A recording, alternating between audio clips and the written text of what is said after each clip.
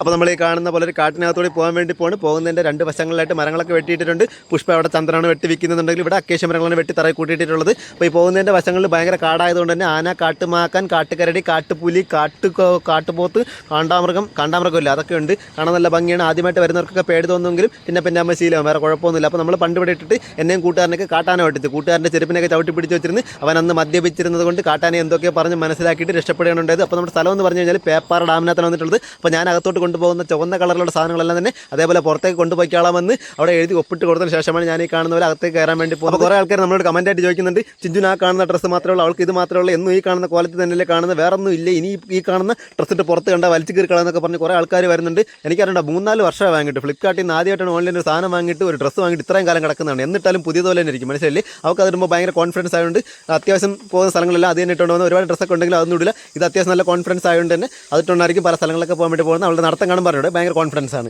ആരും ഒന്നും വിചാരിക്കരുത്, വേറെ കുഴപ്പമൊന്നുമില്ല. അപ്പോൾ ഡാമിനെ പറ്റി വളരെ വിശദമായിട്ട് മനസ്സിലാക്കണമെന്ന് ചിഞ്ചു പറഞ്ഞപ്പോൾ നമ്മൾ ഡാമിനകത്തേക്ക് കൊണ്ടുപോകാൻ വേണ്ടി പോകുന്നത് വെള്ളം അത്യാവശ്യം കുറഞ്ഞു കിടന്ന സമയത്താണ് ഇങ്ങോട്ട് വന്നിട്ടുള്ളത്. അപ്പോൾ കറുത്ത കളറിലും പച്ച ഫ്രെയിം വെച്ചിട്ടുള്ള ഗ്ലാസ് വെച്ചിട്ടാണ് ചിഞ്ചു ഈ കാണുന്ന പോലെ നട്ടുച്ചയ്ക്ക് വൈകുന്നേരത്തെ ഒരു എഫക്റ്റ് കിട്ടാൻ വേണ്ടിയിട്ടാണ് ഈ കാണുന്ന പോലെ ഗ്ലാസ്സൊക്കെ വെച്ചിട്ട് എല്ലാം വിശദമായിട്ട് വാച്ച് ചെയ്തുകൊണ്ടിരിക്കുന്നത്, മനസ്സിലായില്ലേ? അപ്പോൾ ആദ്യമൊക്കെ നമുക്ക് ഈ കാണുന്ന വഴിയിലൂടെ അകത്തേക്ക് കയറി പോകാൻ പറ്റുമായിരുന്നു, മറുവശത്ത് പോയിട്ട് അവിടെയൊക്കെ കാട്ടിനിടയിൽ ഏർമാടവും കാര്യങ്ങളൊക്കെ ഉണ്ടായിരുന്നു. പക്ഷേ ഇപ്പോൾ അങ്ങോട്ട് കയറ്റി വിടുന്നില്ല. കടന്നലിൻ്റെയും തേനീച്ചയുടെയൊക്കെ ആക്രമണം കൊണ്ട് അങ്ങോട്ട് ഇപ്പോൾ ആരെയും കാണാം. നല്ല വേനൽ സമയത്താണ് വരുന്നതെന്നുണ്ടെങ്കിൽ ഇവിടെ നമുക്കൊരു തേക്കടിയുടെ എഫക്റ്റ് ഇടും. മരങ്ങളൊക്കെ ഇങ്ങനെ വെള്ളത്തിന് മേളിൽ പൊങ്ങി വന്നിട്ട് നടുക്കൊരു ദ്വീപ് പോലെ വന്നിട്ട് ഒരു തേക്കടിയുടെ എഫക്റ്റ് നമുക്ക് കിട്ടും. അപ്പോൾ നമ്മൾ അവിടെ നിന്ന് കായ്ച്ചു നിൽക്കുന്ന പേഴിമരങ്ങൾക്കടിയിലൂടെ നമ്മളൊരു കാട്ടിനകത്തേക്ക് പോകാൻ വേണ്ടി കാടെന്ന് പറഞ്ഞ ഒരു 1.5 കാട്, തത്ത, ചിത്തിര, മൈന, ചീവീട്, ചെമ്പോത്ത്, ചെമ്പല്ലി എല്ലാം കൂടെ വെച്ചിരിക്കുന്നത്. നടന്നു പോകുന്ന വഴിക്ക് മരത്തിൽ പൊത്തുണ്ടാക്കി മൂങ്ങയും കുഞ്ഞുങ്ങളൊക്കെ കൂടി ഇങ്ങനെ മുട്ടയിട്ട് അടയിരിക്കുന്നത്. അതിൻ്റെ അടുത്തൂടെ നമ്മൾ പോകാൻ വേണ്ടി നമ്മൾ നേരെ ഡാമിൻ്റെ താഴെ എത്തി മണ്ട പോയ അക്കേഷ്യ മരങ്ങളും നോക്കി കറുത്ത ഗ്ലാസ്സിൽ പച്ച ഫ്രെയിം വെച്ചിട്ടുള്ള കൂളി ഗ്ലാസും വെച്ചിട്ട് മന്ദകസിച്ചുകൊണ്ട് ചിഞ്ചു ഈ കാണുന്ന പോലെ നടന്നു നീങ്ങുന്നു.